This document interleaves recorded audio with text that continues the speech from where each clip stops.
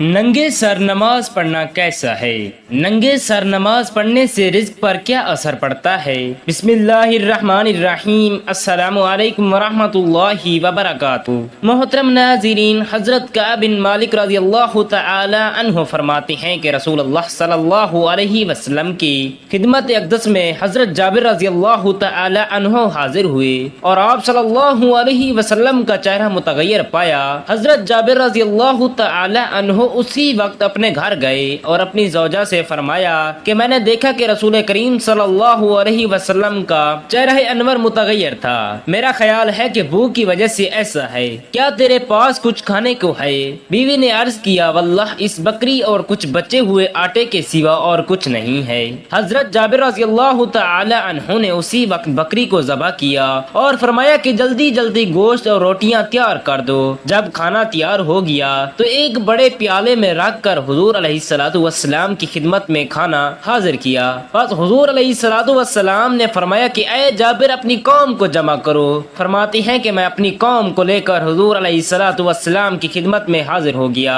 آپ نے فرمایا کہ ان لوگوں کو الگ الگ ٹولیاں بنا کر میرے پاس بھیجتے رہو۔ اس طرح وہ ٹولیاں بنا بنا کر کھانے لگے۔ جب ایک ٹولی سیر ہو کر کھا لیتی تو دوسری ٹولی آ جاتی، وہ بھی سیر ہو کر کھا لیتی، یہاں تک کہ سب نے کھانا کھا لیا اور برتن میں کھانا جوں کا توں پڑا رہا، اس سے بھی زیادہ موجود تھا۔ جب صحابہ کرام رضوان اللہ علیہم اجمعین کھانا کھانے لگے تو آپ علیہ الصلوۃ والسلام نے فرمایا کہ کھانا کھاؤ مگر ہڈیاں نہ توڑنا۔ پھر آپ صلی اللہ علیہ وسلم نے ہڈیوں کو جمع فرمایا اور ان پر ہاتھ مبارک رکھا اور کچھ پڑھا جسے میں نے نہیں سنا۔ وہ بکری کان جھاڑتے ہوئے اٹھ کھڑی ہوئی۔ آپ علیہ الصلوۃ والسلام نے فرمایا کہ اے جابر اپنی بکری کو لے جاؤ۔ حضرت جابر رضی اللہ تعالی عنہ فرماتے ہیں کہ میں اپنی بکری لے کر اپنی بیوی کے پاس آیا تو وہ بولی کیا ہے؟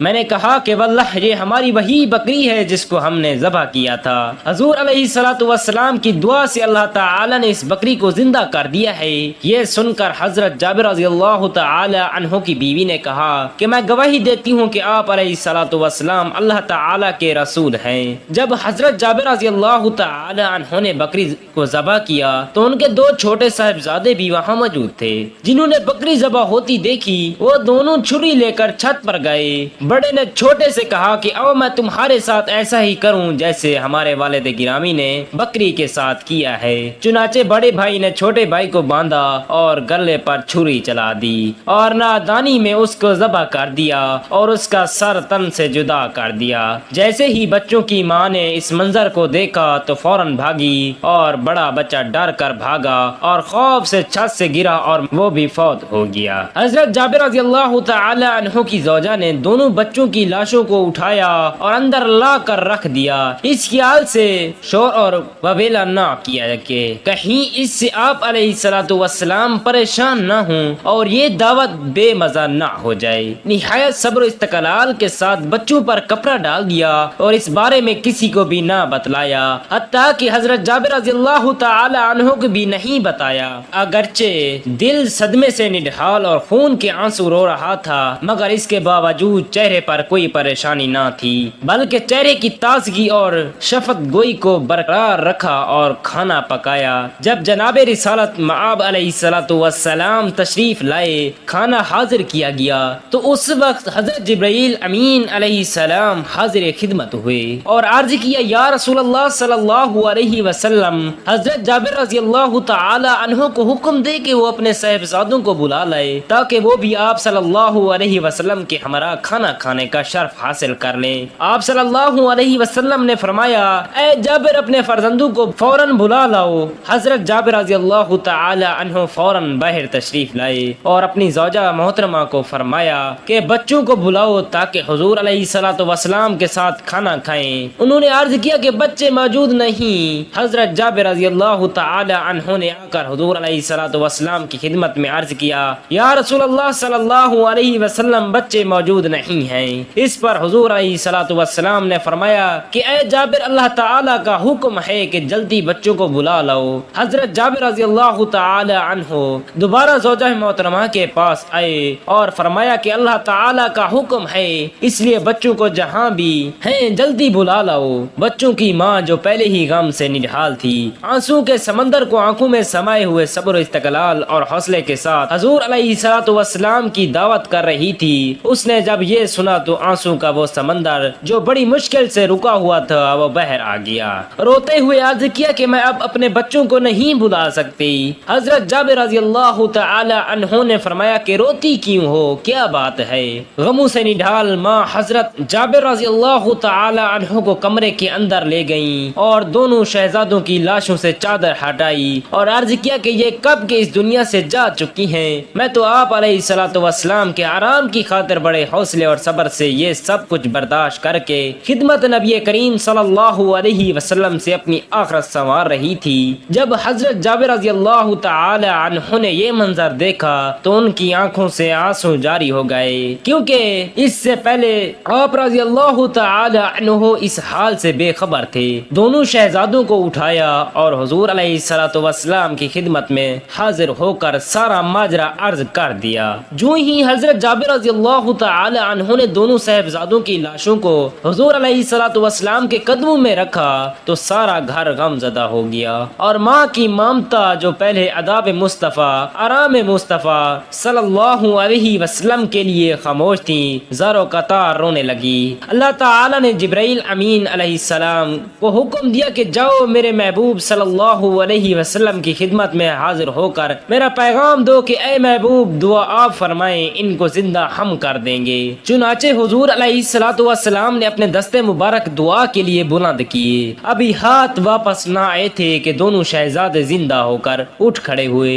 वो घर जो पहले दोनों साहबजादों की मौत से अफसुर्दा और गमज़दा था अब खुशी से फूले ना समाता था। हुजूर अलैहिस्सलातु वस्सलाम ने दोनों शहजादों के साथ मिलकर खाना तनावुल फरमाया। वह सुबहान अल्लाह। एक और हदीस में है कि हजरत अनस बिन मालिक रज़ियल्लाहु तआला अन्हु से मरवी है कि एक दिन हजरत अबू तलहा रज़ियल्लाहु तआला अन्हु अपनी बीवी उम्मे सलीम रज़ियल्लाहु तआला अन्हा के पास तशरीफ ले गए और फरमाया कि आज मैंने नबी करीम सल्लल्लाहु अलैहि वसल्लम की आवाज सुनी है, इसमें भूख की वजह से कमजोरी पाई जाती है, क्या तुम्हारे पास कुछ खाने को मिलता है। हजरत उम्मे सलीम रज़ियल्लाहु तआला अन्हा ने अर्ज की हाँ, और जौ की चंद रोटियां निकाली और मुझे यानी हजरत अनस रज़ियल्लाहु तआला अन्हु को हुजूर अलैहिस्सलातु वस्सलाम की खिदमत में बुलाने के लिए भेजा। हजरत अनस रज़ियल्लाहु तआला अन्हु फरमाते हैं कि मैं हुजूर अलैहिस्सलातु वस्सलाम की खिदमत में हाजिर हुआ तो आप सल्लल्लाहु अलैहि वसल्लम ने फरमाया क्या तुम्हें अबू तलहा ने भेजा है।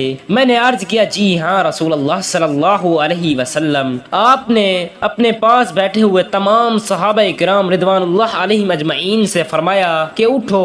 मैंने आगे आगे आकर हजरत अबू तलहा रज़ियल्लाहु तआला अन्हु को इतला दी कि हुजूर सल्लल्लाहु अलैहि वसल्लम सहाबा इकराम रिदवानुल्लाह अलैहिम अजमईन को साथ लेकर तशरीफ ला रही हैं। ये सुनकर हजरत अबू तलहा रज़ियल्लाहु तआला अन्हु ने अपनी बीवी हजरत उम्मे सलीम रज़ियल्लाहु तआला अन्हु को फरमाया कि हुजूर सल्लल्लाहु अलैहि वसल्लम अपने साथ और भी बहुत से लोगों को लेकर तशरीफ ला रहे हैं और हमारे पास इतना खाना तक नहीं है कि सबको खिला सकें। तो हजरत उम्मे सलीम रज़ियल्लाहु तआला अन्हा ने कहा कि अल्लाह ताला और उसके रसूल सल्लल्लाहु अलैहि वसल्लम हमारी हालत को बेहतर जानते हैं। बस हुजूर सल्लल्लाहु अलैहि वसल्लम तशरीफ लाए और फरमाया कि ऐ उम्मे सलीम जो कुछ तुम्हारे पास है वो ले आओ। हजरत उम्मे सलीम रज़ियल्लाहु तआला अन्हा जौ की चंद रोटियां लेकर हाजिर हो गयीं। नबी करीम सल्लल्लाहु अलैहि वसल्लम ने उन रोटियों के टुकड़े करने का और उन पर घी नचोड़ने का हुक्म इरशाद फरमाया।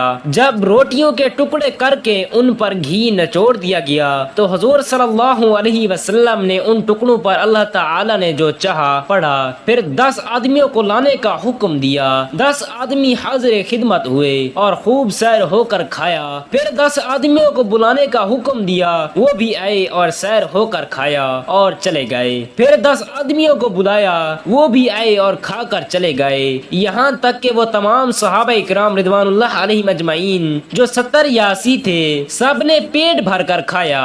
इसके बाद आप सल्लल्लाहु अलैहि वसल्लम और सभी घर वालों ने खाया। इसके बाद भी खाना बच गया जो पड़ोसियों में तकसीम किया गया। सुबहान अल्लाह। मोहतरम नाज़रीन, कुरान पाक पढ़ते वक्त ये 3 गलतियां कभी ना करें। कुरान करीम वो वाहिद किताब है जिसके एक हर्फ की तिलावत पर अल्लाह ताला 10 नेकियां سیکھنا عطا فرماتا ہے۔ حضرت عبداللہ بن مسعود رضی اللہ تعالی عنہم سے روایت ہے کہ جس نے کتاب اللہ کا ایک حرف پڑھا اس کے لیے ایک نیکی ہے اور ایک نیکی کا ثواب 10 گنا ہوتا ہے۔ میں نہیں کہتا کہ الف لام میم ایک حرف ہے، بلکہ الف ایک حرف، لام ایک حرف اور میم ایک حرف ہے۔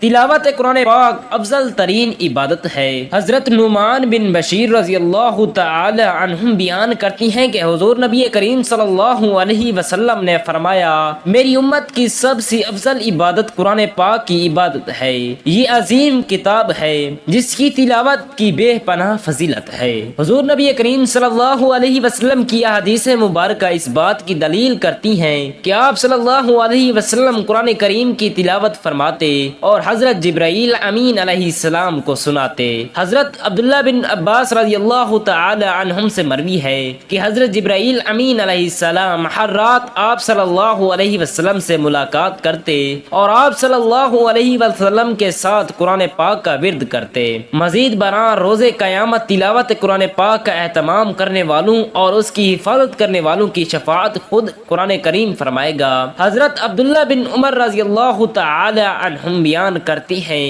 کہ حضور نبی کریم صلی اللہ علیہ وسلم نے فرمایا، قیامت کے دن روزے دار اور قرآن پاک دونوں بندے کے لیے شفاعت کریں گے۔ روزہ کہے گا، اے میرے رب، میں نے اس شخص کو دن کے وقت کھانے پینے اور دوسری نفسانی خواہشات سے روکے رکھا، بس تو اس شخص کے متعلق میری شفاعت قبول فرما۔ قرآن پاک کہے گا، اے میرے رب، میں نے اس شخص کو رات کے وقت جگائے رکھا، بس اس کے متعلق میری شفاعت قبول فرما۔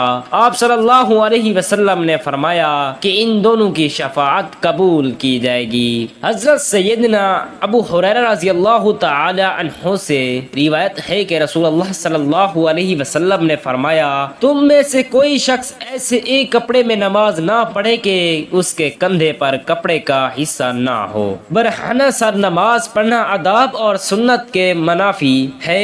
عذر یا مجبوری کے سبب ہو تو اس کی رخصت ہے، لیکن عادت بنا لیتا قطعاً درست نہیں ہے۔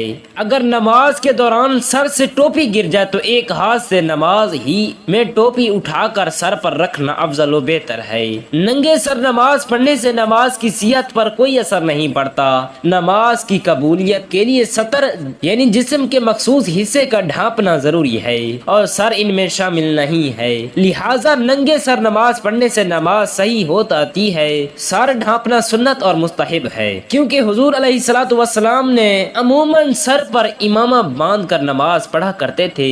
یہ نماز کی زینت اور احترام کے لیے مستحب سمجھا جاتا ہے۔ کچھ ثقافتوں اور روایات میں ننگے سر نماز پڑھنے کو غیر معمولی سمجھا جا سکتا ہے۔ مثلا مشرق وسطی اور جنوبی ایشیا میں مرد عموماً ٹوپی یا امامہ پہن کر نماز پڑھتے ہیں۔ سر ڈھانپ کر نماز پڑھنے سے عبادت کی خوبصورتی اور زینت بڑھتی ہے، جو اللہ تعالیٰ کے حضور احترام اور خشوع کی علامت ہے۔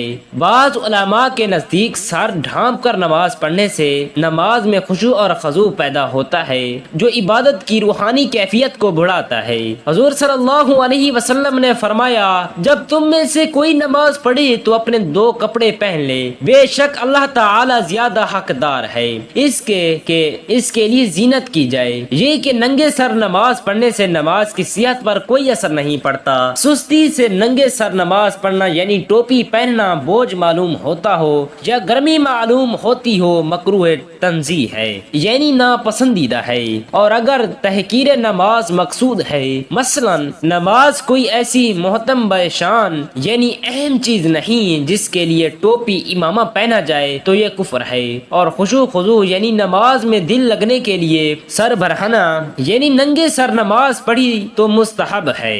حضور اکرم صلی اللہ علیہ وسلم نے فرمایا، اللہ تعالی تجھے ہدایت پر قائم رکھے، آمین ثم آمین۔ اللہ تعالی ہمیں حضور نبی کریم صلی اللہ علیہ وسلم کی سنت پر عمل پیرا ہونے کی توفیق عطا فرمائے اور ہمیں اسلامی تعلیمات کو سیکھنے اور سکھانے کی توفیق عطا فرمائے، آمین ثم آمین۔ اللہ تعالی اور حضور اکرم صلی اللہ علیہ وسلم کے 99 ناموں میں سے ایک نام ضرور کومنٹ کریں اور اپنی رائے کو کومنٹ میں ضرور شیئر کریں۔ شکریہ، جزاک اللہ خیرا کثیرا۔ اللہ تعالی ہم سب کا حامی و ناصر ہو۔ وآخر دعوانا ان الحمد للہ رب العالمین۔